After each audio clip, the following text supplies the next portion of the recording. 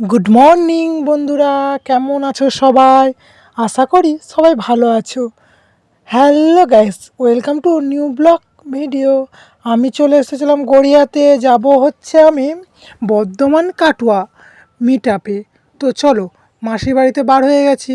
এবার এই গলির রাস্তা কলকাতার ভিডিও করে রেখে দিলাম।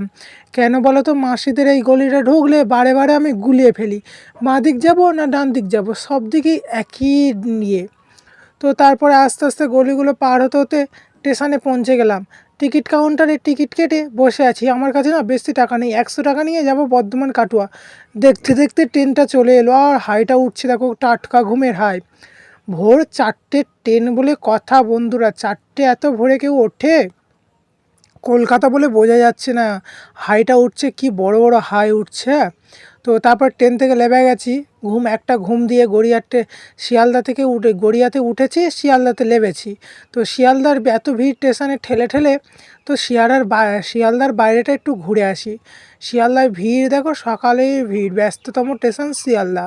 তো বাইরে এসলাম বাজারটা দেখার জন্য। বাজারে সেরকম কেউ নেই, 2-4টে বাচ্চা এতায় ওতায় পটি করছে। ভিডিও ভালো লাগলে লাইক কমেন্ট শেয়ার দেবেন। পরবর্তী ভিডিও